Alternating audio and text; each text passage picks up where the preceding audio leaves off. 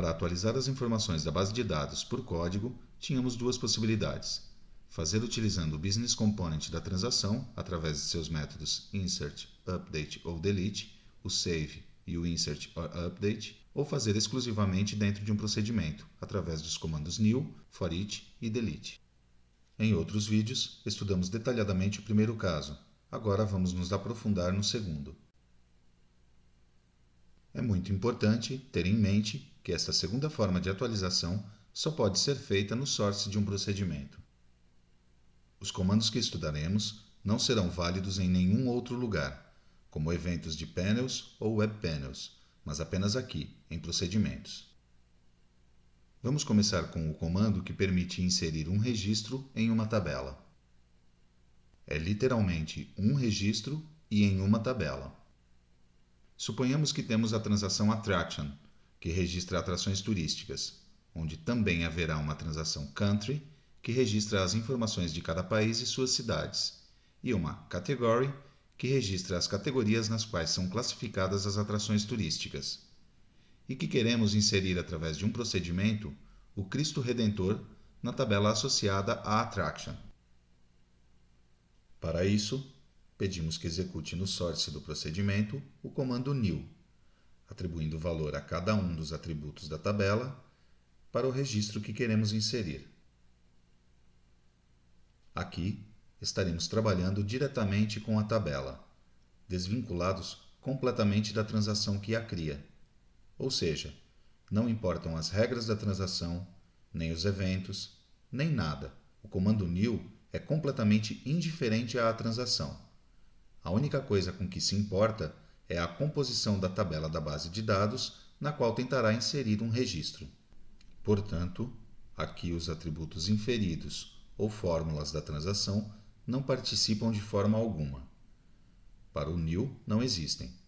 Os únicos que importam são os atributos da tabela. Por isso, neste caso, damos valor a todos eles. Isto é obrigatório? Claro que não. Se não atribuirmos valor a algum atributo, será considerado vazio. Assim, se não atribuirmos valor para a Attraction Name, será inserida a atração 5 sem nome. Existe na transação uma regra de erro que o impede.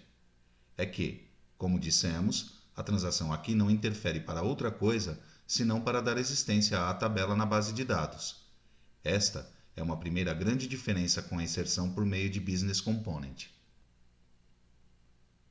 Mas, e o que acontece se o que não é atribuído for a chave primária?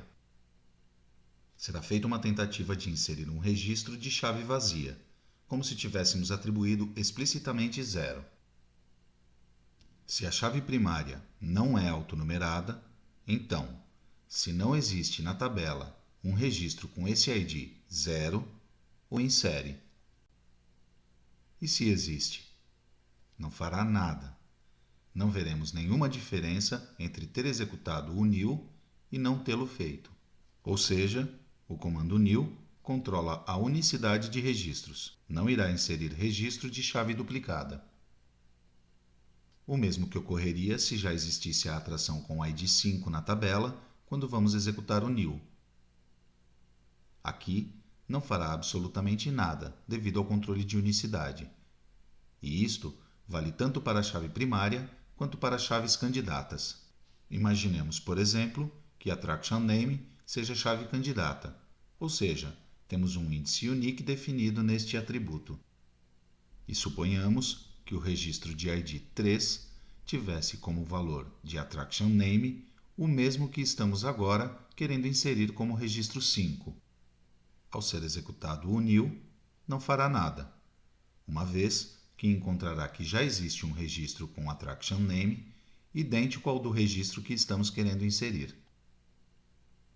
Agora, voltando ao que nos perguntávamos antes, do que acontece quando deixamos sem especificar valor para a chave primária? Se esta se autonumera, então nunca falhará por chave primária duplicada. Sempre inserirá um registro com o número seguinte. Como sabemos qual número foi atribuído a ele? Permanece em memória, imediatamente após o new, o valor no atributo. Assim, podemos, por exemplo, atribuí-lo a uma variável para não perdê-lo no próximo uso do atributo. E o que acontece com os atributos que são chaves estrangeiras, como Country ID, City ID, Category ID? O comando new realiza controle de integridade referencial? A resposta é não, não realiza. É que a atualização por comando foi criada para ter uma forma de atualização rápida, com o melhor desempenho possível.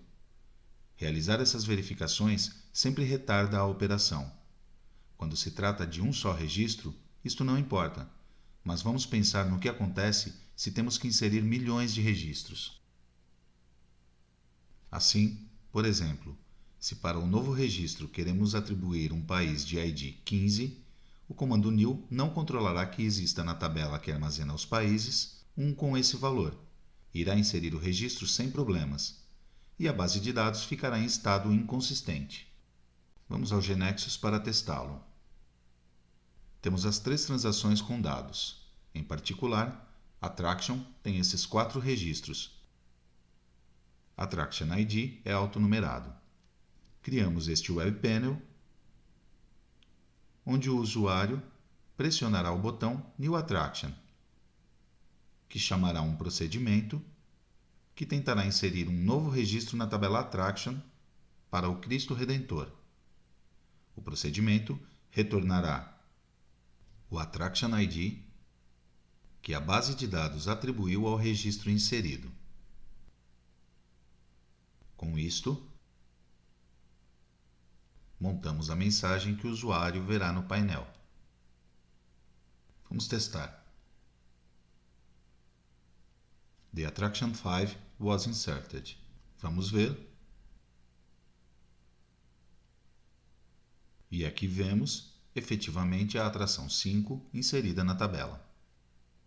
Agora, observemos o que acontece se para o novo registro quisermos atribuir um país inexistente, por exemplo este. Executemos.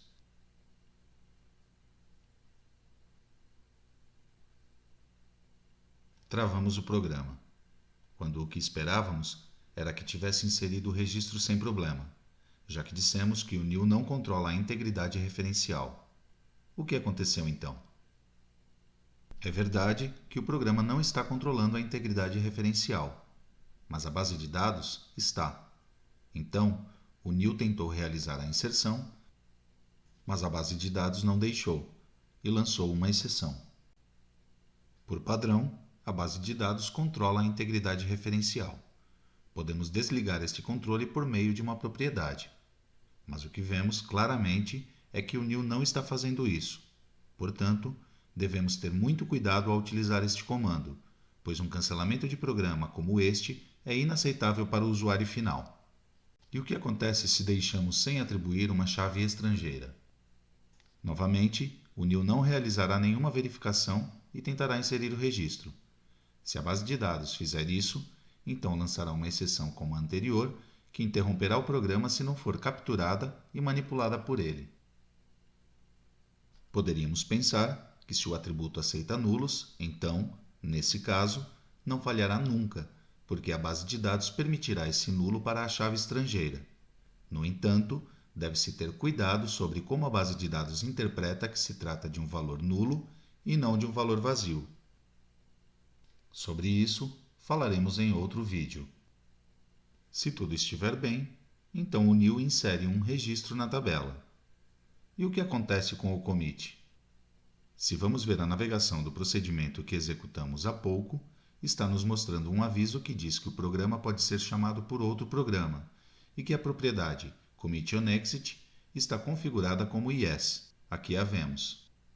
Esta propriedade também se encontra no outro objeto que opera sobre a base de dados, o objeto transação. Aqui a vemos, sob o grupo Transaction Integrity. Em outra aula, estudaremos este tema importante, que é como definir e obter a integridade transacional. O importante é que se esta propriedade estiver configurada em yes, isso significa que estará sendo adicionado um commit automático no código-fonte do objeto, desde que o objeto realize alguma operação sobre a base de dados. Na transação, no final da operação sobre o cabeçalho e suas linhas. Em um objeto procedimento, ao final do source. É por isso que não precisamos especificá-lo. Se a propriedade estivesse desativada, aí sim teríamos que escrever explicitamente o comando commit, tal como fazíamos com os business components. Resumindo o que vimos até aqui. Ao tentar inserir um registro em uma tabela utilizando o comando new em um procedimento, o comando realiza controle de unicidade por chave primária e chaves candidatas, garantindo assim que não seja adicionado um registro à tabela que duplique a chave. Se encontra a chave duplicada, então não faz nada. Se algum atributo do registro a ser inserido for chave estrangeira, o comando new não realizará verificação de integridade referencial. Ou seja, não buscará na tabela que é referenciada a existência de um registro com o valor que estamos querendo usar para apenas assim inserir o registro. Mas, se a base de dados tem declarada a integridade referencial, então esta sim realizará a verificação e cancelará o programa se estiver sendo violada a integridade. Se não tem a integridade referencial declarada, então será permitida a inserção do registro independentemente de violar a integridade. E com relação às regras e eventos que se encontram na transação associada à tabela, estes claramente não têm aqui nada a fazer. Lembremos que, para o new, só importa a tabela, não de onde vem. Agora, poderíamos querer realizar alguma ação se o registro se encontra duplicado por alguma chave. Por exemplo, em vez de inseri-lo, atualizá-lo. No exemplo, podemos querer, nesse caso, alterar o valor de Category ID. Para fazer isso, contamos com a cláusula WhenDuplicate. O código que inclui só será executado quando for encontrada duplicada a chave primária ou alguma chave candidata. Se o que queremos, nesse caso, é atualizar o registro, então temos que fazer dentro de um foreach, como vemos aqui. Não são atribuídos diretamente valores aos atributos que se deseja modificar, como se poderia pensar, mas isto deve ser feito escrevendo um foreach, sem ter que filtrar por attraction ID, pois já subentende-se. É a maneira que o new entende que queremos atualizar esses atributos do registro que encontrou duplicado. Neste caso, atualizar apenas o atributo Category ID. Aqui, poderiam ser atualizados atributos da tabela estendida. Voltando ao assunto do que acontece com os atributos da tabela do new, aos quais não se atribui valor. Dissemos que ficam vazios, mas na verdade, isto depende do contexto. Ficam vazios se no contexto em que se encontra o new não estão instanciados, ou seja, não têm valor. Pensemos, por exemplo, o caso em que estamos percorrendo com um foreach as cidades da França, e para cada uma a imprimimos, por exemplo, e também, imediatamente, executamos o comando new que estamos vendo. Primeira coisa, como o GNexus determina qual é a tabela base do new? Atendendo exclusivamente aos atributos aos quais está sendo atribuído o valor. Deve encontrar uma tabela da base de dados que os contenha. Claramente será attraction. Este sitname participa? Não, não faz isso. Se está ali, é porque, no contexto em que escrevemos o new, sabemos que está instanciado. Esse sitname será o do foreach. Em suma, estamos, para cada cidade, querendo inserir uma nova atração turística, com o nome da cidade e a categoria 2. Bem, mas que identificador de atração, país e cidade será atribuído ao registro que é inserido? Neste caso, o único vazio será o Attraction ID, que não está instanciado no contexto, pois não está na tabela estendida do foreach, e também não é recebido por parâmetro no atributo, que é a outra forma de instanciação que conhecemos. Portanto, se Attraction ID se autonumera, então quando o registro for inserido, a base de dados fornecerá o seguinte ao último número. No entanto, Country ID e City ID estão instanciados no contexto. Portanto, será atribuído esse valor do contexto, neste caso, o país e a cidade em que estamos posicionados no foreach. E então, o mesmo ocorrerá para a próxima cidade do foreach. O que aconteceria se quiséssemos que fossem inseridos os mesmos dois registros em attraction, mas com attraction name vazio? Pareceria que, simplesmente por não atribuir valor à attraction name, estaríamos implementando-o. Porém, se observamos os atributos que GeneXus vai utilizar para determinar sua tabela base, a do new, só existe Category ID. Portanto, não escolherá como tabela base attraction, mas sim category. Então, como fazemos para que escolha a tabela attraction? Uma possibilidade é atribuir explicitamente o valor vazio para a attraction name, pois dessa forma, ao nomear esse atributo, participará da determinação da tabela base e já fará com que a tabela base, ao invés de category, seja attraction. A outra opção é utilizar a cláusula defined by, que permite agregar mais atributos a serem considerados junto com os demais na determinação da tabela base.